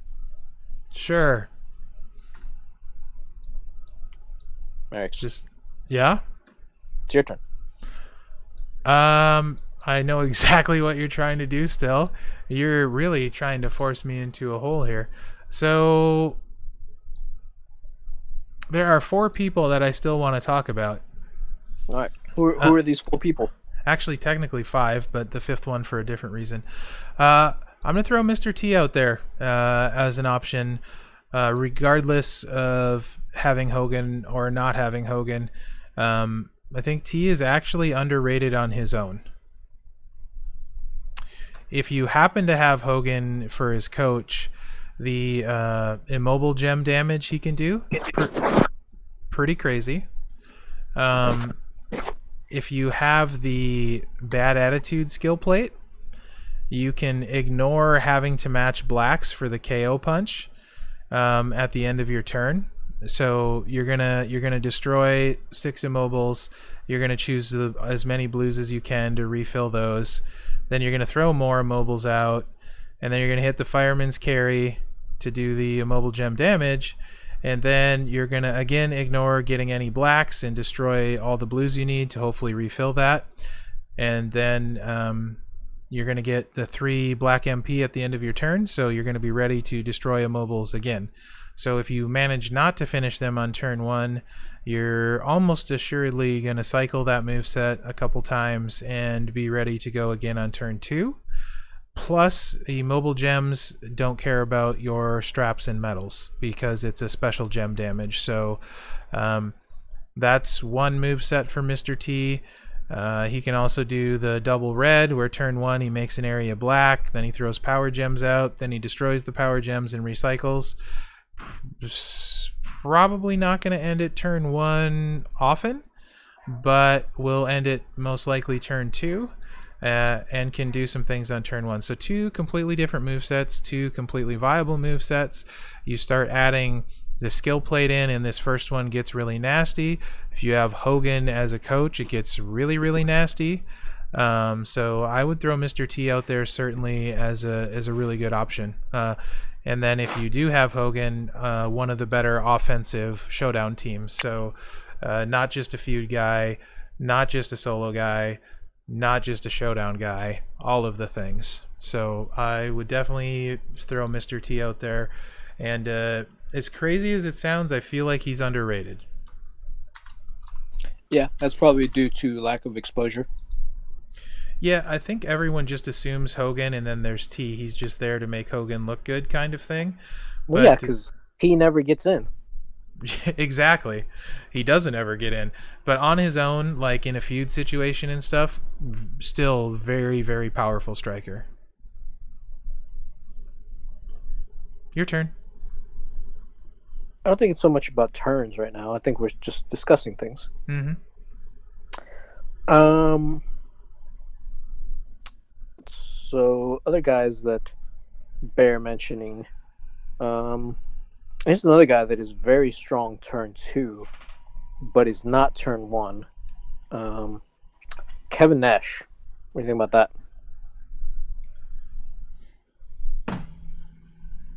I'm really tempted to play Silence Chicken with you. I'm not saying I think so. I don't think he should go in the top 5, but I know there's some people that think he is certainly the greatest thing ever, and he's really good. He's really fun good to play. Yep. I just wouldn't put him in the top 5. Probably so you talked earlier about blowing up the whole board as a striker. So I think he can he do the whole board or six columns? He can pretty near. If you get the right board, yes, he can do the whole board. But yeah, basically you're gonna, because he can choose 3, and then I believe with Farouk getting the 9K, what does he do? 3 more. So he's choosing 2, 3 is 5, Drew is 6. So he can do 6 columns. Yep. And then if one of the random columns gets in the other one, he can do 7. So it is conceivable to blow up the whole board. And it is turn 2 for the big kablooey. But yes, and he's got an MP steal, and he's got a good link with Scott Hall. So definitely I would consider him and not just dismiss him out of hand. I believe he's the better of the outsiders for sure, by far, by a mile. Yep, that's why I brought him up first. I agree. So yeah, who do you want to talk about? Who else do you think? Tyler Breeze, I feel like needs to be talked about. I feel like he should be dismissed. Yeah, but you're wrong. Okay. Why am I wrong, Mherex? Tell me more. He's not nearly as rare as a lot of the other guys we're already including. You're just salty because you don't have him. So you're saying he's good because I don't have him? No. Oh, you want to know why he's good now? Why I think he deserves being talked about? Okay. Yeah. So in Showdown, I feel like Fashion Police is one of the better tag links available. Unless you have 5 MP down, you're not stopping Dango from going turn 1, which also means you're not stopping Breeze from getting in turn 1. You have the option to win with Dango or Breeze potentially on turn 1, so ton of flexibility there. He's essentially choosing 10 blacks on turn 1 that are immobile gems. If you have Hogan, which I don't, he's even better because now you're going to choose an extra. and you put Dude Love on there, or Volkov, you're doing a bunch more black damage on that hot tag, and he's crazy good that way. On his own, he's not quite turn 1. He's going to be turn 2, but he's going to make a 5x2 random area into black gems. So that's a lot of black gems. And then you can do some potential recycling. You can have a sub that leaves power gems. Those power gems turn into blue for his 5-star move. So he definitely can do some things. He's not to be underestimated on his own. I've always done really well with him when I play him solo. But the really great thing about him is definitely in Showdown. So it may end up keeping him off the list because he would be one of those turn 2 guys in feud, but won't do as much damage as a Volkov, as an NWO hitman, that sort of thing in feud. But he is still very good on his own while being one of the best Showdown links in the game. So you mentioned Volkov. That's another guy that probably some people are going to argue is really great. And I think he's another one that I would say he's really good, but I don't know if I would put him in the top 5 at this point. So he plays like Brock with the double greens and the choose blacks. I'm pretty sure he doesn't have a submission, so less utility on tours, but he can make multiply gems. Mm-hmm. So potentially bigger bang. But then you have someone like Shamrock that just makes all of the blacks multiply. So, and with Volkov, if you get a green match turn 1, you're not going to have multiply gems turn 2. Whereas with Shamrock, you can, with MP perks, you can do buffed black choose gem on turn 2. Right. So I think pretty much in every regard, Shamrock is going to be better than Volkov, and I think for tours, I think Brock is better than Volkov. But yeah, obviously, choose move with multiply gems is super strong. But in terms of utility, I think some other guys might be more useful. What do you think about Volkov? I don't like him. I know at 5-star the health nerf goes away. I know. So the thing about multiply gem guys is they get nerfed by the coaches, but also, so Volkov unquestionably can do huge damage on turn 2, huge, but you also are having to shell out for the most expensive perk in the game. Now, granted, it does give you MP down too, but it is still the most expensive perk in the game. I don't like doing that with my coin. It doesn't stick around long term. There's a lot of other options at Striker that don't require me to shell out the most coin in the game for a particular perk. For that reason, I generally stay away from multiply gem guys because I don't want to play that game. I don't want to spend an extra 4 million in coin every single month. It's just way too much. So if you get the right line bonus, sure, Volkov can be a nightmare, but I would argue you also need the gear. I would argue for sure without gear, NWO Bret Hart is better, way better. And even if you give Volkov the gear, I don't know that NWO Bret is worse. The reason being is if you're doing the green thing and you're doing the match on turn 1, same as Volkov, Bret can throw the multiply gems out turn 1. So let's say, and he can make 6 random gems into multiply gems. If you wanted, you could throw it out turn 1, or you could hold it. But if you have a green match, why not throw it out turn 1? If you're using an MP coach, I believe feud perks give you +2. So MP coach is going to give you +1. Now it's +3. Your 3 match is going to be 6, but you get one at the beginning of your next turn anyway, so it doesn't matter. You don't even need the MP coach. So if you have a green match, throw the multiply gems out, get your green match, throw them out again. Turn 2, you're choosing into a bunch of random multiply gems. And then after that, he's got a finisher that recycles itself with a 2x4 area into black gems every single turn. So to me, NWO Heart, free, doesn't need gear, and can get the multiply gems out turn 1. So I would rather go NWO Heart. I think Volkov is overrated for that reason. NWO Heart free. I much prefer Hitman as a wrestler, so, wins all around. Forget Volkov, go NWO Heart. That's just my 2 cents. And very quickly, I misspoke. I thought the multiply gem move was non-green, but it is green. So if you did get the green match, you would get the multiply gems turn 2.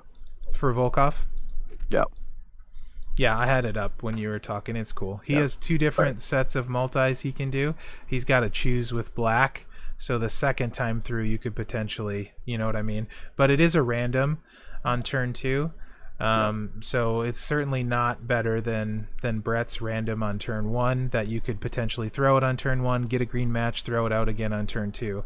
So again, I just feel like Hitman is the better bet all around, but that's just me. And he's free. Yep. So you can make an argument that, well, Volkov, if you get the MP down, then it's fine that he's not turn 1 because you can do turn 2, whatever. Yep. But like you said, it's a bunch of coin. Yeah. And you could also just as easily not spend that coin and use someone like HBK. Finally.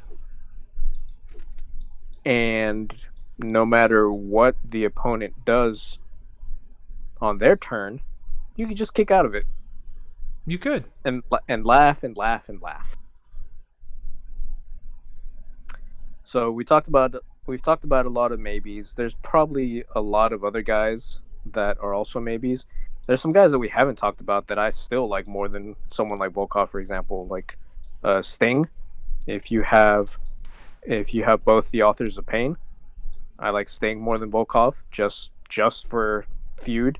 I mean, he's gonna wipe out people very quickly, especially for lower, like getting rid of the fodders and stuff like that people leave in. I would use Sting first too. I would prefer Sting over Volkov. I know that's gonna piss a lot of people off and stuff, but that's just the fact of the matter. I would rather use NWO Sting too. Yeah.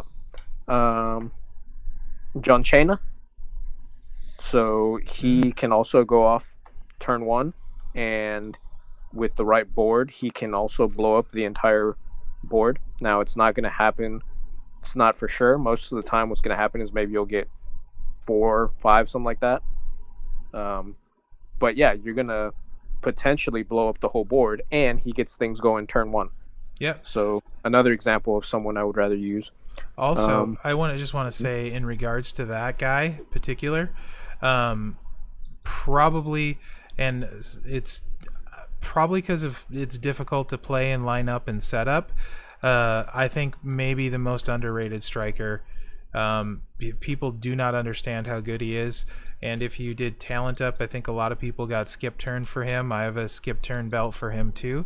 So if you manage to not recycle blowing up most of the board, or if things go wrong and you only get 3 rows as opposed to the board or 4, you still have the potential for the skip turn strap if you max talent up. And again, another free guy, another free striker, really, really good.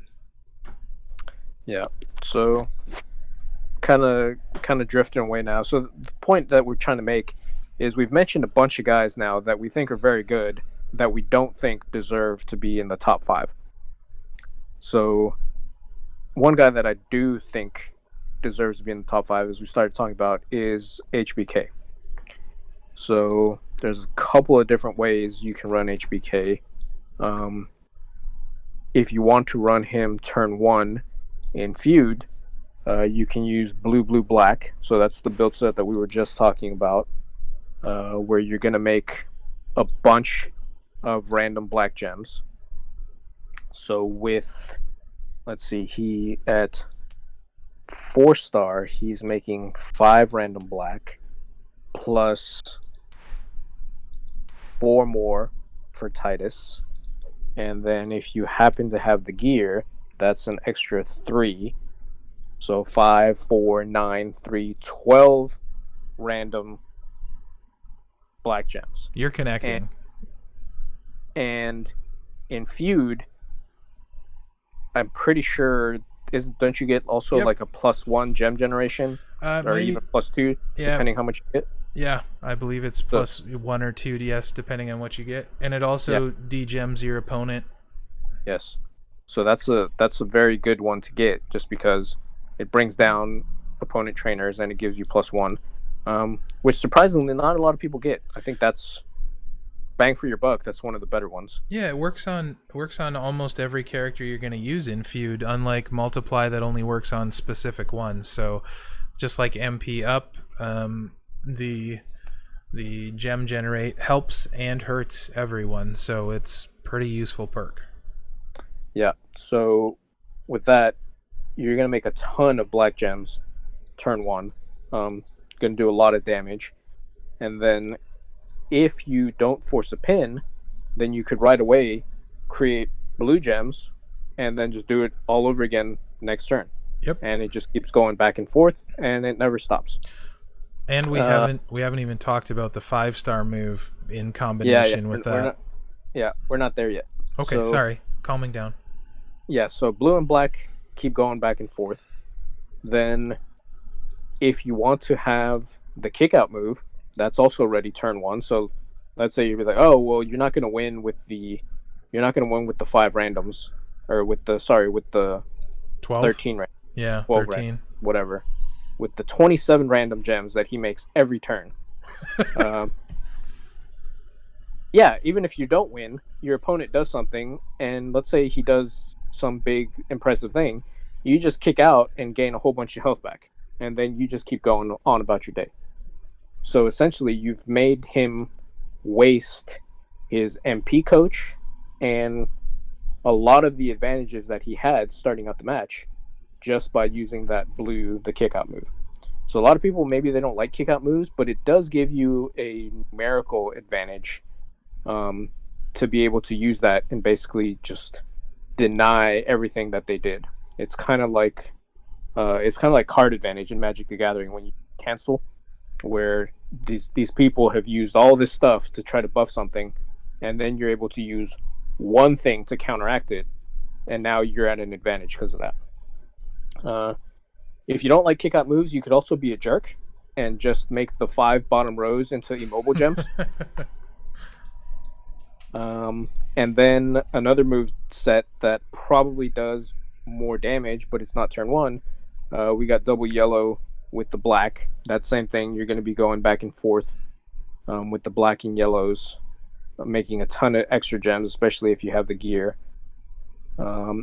At 5-star, obviously this isn't a 5-star cream of the crop, but at 5-star, if you happen to have the plate that gives you black gems when you match blues? Yeah, the same one we were talking about for T. Yeah. So if you have that, then at 5-star he gets a move which buffs his black gem damage, and we all know how much I love buffed black gem damage on a striker. So now if you have that plate, you're talking about buffing the black gem damage and then setting 13 random black gems on the world, and that's going to do a ton of damage. Now if you don't have the plate, basically you can hold it one turn to make sure that you use it the same turn as when you do your random blacks. But if you do have the plate, basically that's always going to be ready because of the blue gems that you create to load the black. So HBK, pretty good. Yeah. Pretty good. No arguments. Good at 4-star, good at 5-star, good anywhere. Really, really, really good. No. So we've named a bunch of people. We have. I'm not done talking though. Oh god, come on, man! It's getting long. It's strikers, and you're the one that Yeah. wanted to talk a bunch at the beginning. I didn't want to talk about. You wanted to name call and make very false claims and besmirch my good name. So now We didn't talk any longer at the beginning than we usually do. we did. Actually, what we did differently is we did a mail thing where we talked about listeners' question, and that took longer. I will try and keep it quick. So you're saying this is all the King's fault? Correct, and his descendants. Huh. I will try and make this quick. There's 2 more people I know we need to talk about for sure. Well, one I need to, one people are going to want to hear about, and then maybe some quick honorable mentions. And then deciding the 5 we put in. So I'm going to throw out. We did the honorable mentions already. Most of them, yes. Yeah. Really quick, I'm going to say Scott Hall, most overrated striker in the game, in my opinion. Boom. Take that. Yep, can't stand him. He wins, but he takes tons of damage, so hard pass. Speaking of winning and taking damage. Yes. It's what we call segue in the business. Go ahead. Booker T Hall of Fame. This is going to make a lot of you unhappy, I'm sure. He's not going to win turn 1. Maybe if there's perks and you do a multiply setup or something with the green, I don't know. You can. I know I've had some friends do some crazy stuff with some line bonuses, but normal conditions, he's not going to win turn 1. Might not win turn 2, so he's going to take a decent amount of damage along the way. Yes, he was meta in Showdown, but I never thought he was difficult to beat there either. So another guy that a lot of people would put in their top 5, I wouldn't, which is why he's 4-star bronze. I have the tokens to take him 4-star gold. I just have never bothered. So that should tell you how I feel about him. Yeah, I mean, he's always going to hurt you. Yep. Right? And he, like you said, he's always going to win. But not in the same way that some of these other guys are going to win. He's also always going to take damage, and I don't want to waste health packs. Yeah. And also, the DX HBK is going to chop his power gems in half. Yep. So, and we all know purple is a very popular color. So you're probably, if you have a VIP, you're probably using DX HBK on someone pretty good, because you probably have a really good purple user that you have woods on. And yeah, you're using your pretty good guy to take out Booker T, and you're chopping his power gems in half. So he's good. We're not saying he's not. We just don't like him as much as some of the other people. Yep. So the last one I want to talk about, and admittedly I am a mark, but a very highly underrated striker, and one that will definitely go 5-star for me at some point. Also, if they ever change boss plate to only fire once, he would be my pick for the single best place to put a boss plate on. Baron. No, not Baron Corbin. Dude Love. Wow. No, I don't like Anvil. You know that. I consider taking him to 4-star silver one of my biggest mistakes in the game for an attitude striker. But whatever. That's neither here nor there. So, Dude Love. 7 MP choose yellow move. Pretty cool. Pretty decent move. You can do a lot of stuff with that. You can set up 5 matches. You can do row breaks. You can do all of that good stuff. Also, the other thing he's got going for him is he's got a choose destroy. So not only can he choose what gems to make into yellow gems, then he can choose to destroy other gems to recycle. So he's basically a recycling striker that can do an off-color choose on turn 1. And if you put a boss plate on him, I would argue it might be the best spot for a boss plate potentially. And when it's fixed, certainly will be the best spot, because he will choose and break those cross breaks. So I'm gonna throw Dude Love out there as one. For example, I would rather have Dude Love at 5-star than I would Hall of Fame Booker T. You can call me crazy if you want, just a fact. I would much rather do that. So a lot of people have him, not necessarily rare, so I would certainly throw his name out there into consideration. All right. So now, considerations.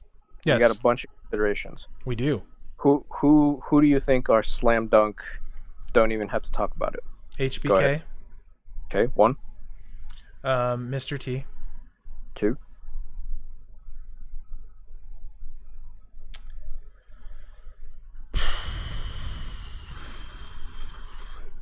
I would say NWO Ted. 3. I mean, you've gone as far as to say you think he's the best striker in the game. Yes, a lot's changed since then. But you don't have to explain yourself, sir. Yes, he is definitely up there, 100% up there. So we got 3. Yep. 2 more.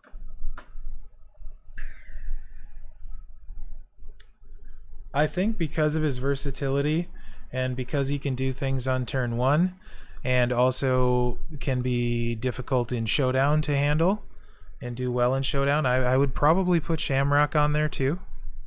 Okay. And then there's a lot of other guys we could fill in. A lot. Who do you like, Mherex?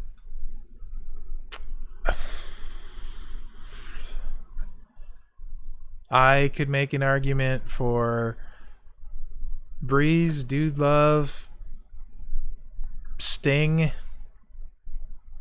NWO Hitman, maybe even Kevin Nash. Okay, let me ask you right now. Yeah. Who would you rather have if you didn't have Fandango? Would you rather have Breeze or Zombie Page? Oh, Zombie Page. Okay. Would you rather have, if you didn't have any other striker at 4-star, who do you think? Well, no, let me not say that. Who do you think is going to have more impact on your roster? Zombie Page or Kevin Nash? Zombie Page. Okay. So we've eliminated 2. Who are the other 2 guys you said? Yeah, Dude Love and NWO Hitman. I'm still going to say Zombie Page for both of those. Okay. So is there anyone that we've talked about that you can say definitively, I would rather have him than Zombie Page? Oh, sure. I'd rather have HBK. No. Not of the 4. Oh, of what's left? No. Yes, of what's left. No. So Zombie Page honestly, the one that comes the closest, and I think I would still go with Zombie Page, is probably NWO Sting. Yeah. I could see because he's an MP trainer. Mm-hmm. And he's really good at the other stuff. Yep. So extremely solid all-around guy. But chances are you do have other people. So in terms of who is going to make a better impact to your roster, yeah, I think it's kind of hard to go against Zombie Page. I think we pull a Bailey and we add another female to the cream of the crop. Yeah, I think that's, of the females, I think she is very worthy.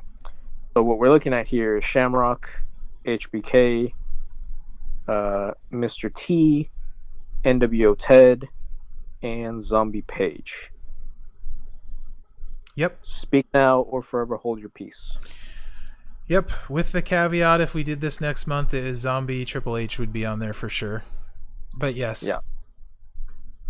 Yeah. I mean, he might still be on there. Yeah, we do have wild card spots, and it'll be a while. Well, I don't know that maybe not that long. We're getting close to finalizing the bracket, so And I still don't see a lot of politicking for wildcards going yet, so people are running out of time. I mean, Envy has been politicking for some Z-Rock. So Yeah. Zombie Rock has been mentioned. Payroll, Which of I course. thought, I don't have him, but I always thought he was really good. And then you said he was trash, so I was like, all right, I apologize. That's not what I said. I said I haven't. Southside Envy made a very good case of, with the right perks, how good he is, and I can see that with the right perks and stuff, what he was saying. And he also, I believe, runs him slightly different. He has a slightly different build set as well. So I would like to see him actually kind of get that discussion rolling, and see who else wants to challenge it. See if Payroll is going to finally decide to try and make a run for getting people to vote in, the Olympic hero Kurt Angle. So yeah. Are you playing Silence Chicken yet again? No, you were talking, so I was listening. Okay. So yeah, the cream of the crop's getting down there towards the end. We got one class left to do. Do you have anything else you want to say about it, or are we ready to do 20 questions? Because we are way over on time. That's fine. No, I'm ready. I'm ready for 20 questions. And what we could do to speed things up is your iteration questions. You can continue them until you actually hit. Because we saw last time that you're pretty good at not hitting on your question. Yes, we did. So, that being said, hopefully if you have the ability to hit, maybe you'll do a little bit better. Okay.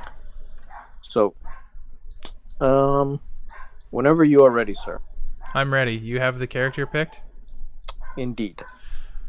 I can't do male or female right out the gate, correct? Correct. You can't do that until after question 15. Okay. But I can do the class thing as long as I don't hit it. No? Yes? No? Yeah, sure. That's kind of dodgy. Let's just How about you can do it twice?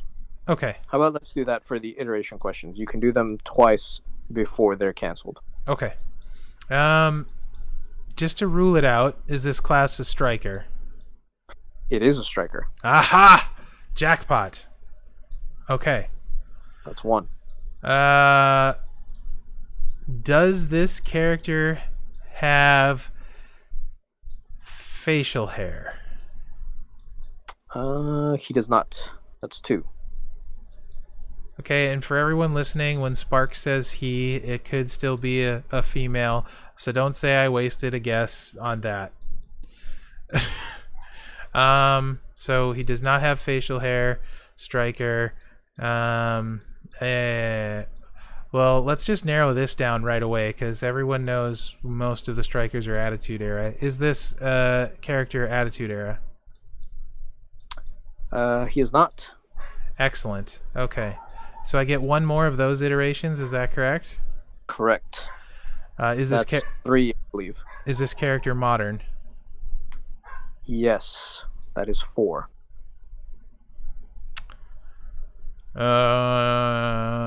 Modern. No facial hair, so Breeze is a possibility. Is this character blue? What? Is this character is blue? He sad? No. Is his skin color blue? Is there a blue character? Yes, Masters of the Universe Cena. Oh, he is blue. Sorry. I don't know why. I thought he was kind of gray. But no, then I looked at him. No, he's that's blue. That's extremely blue. Yeah. No, he is not blue. Okay. Five. Fine. This is gonna be another someone I probably am not gonna think about. No facial hair, modern era striker. So technically, it could still be a female, but I can't ask that yet. Does this character have face paint on? He does not. 6. Okay, what strikers am I missing? He's not modern.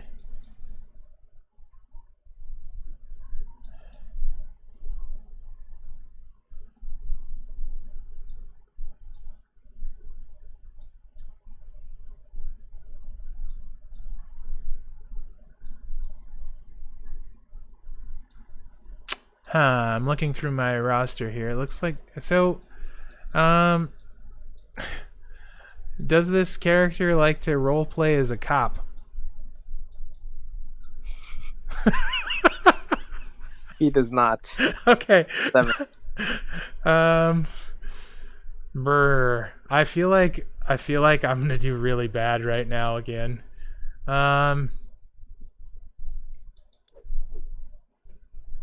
Facial hair on ZKO.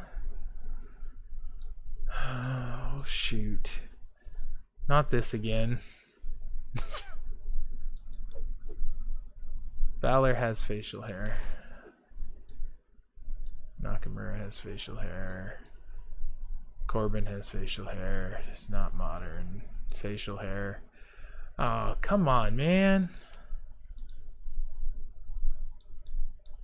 It's got to be someone not on my roster. Someone I'm overlooking. Okay, modern era. Who do we got? This is going to be really embarrassing. So, not Fashion Police. It's not Blue, so it's not Chenna. Not Strikers. Not Strikers. You're a Striker, but you have facial hair. Not Striker. Not Striker. You have facial hair. You have facial hair. We all have facial hair. Stop it. So, okay. Does this character use a submission? He does. Does 9. Does this character wear plaid? I think that's plaid. So let's go with yes. Is this character? I'm not a fashionista. Does this character have a jacket? Yes. 11. Does this character get rowdy? Yes. 12. Does this character like Piper?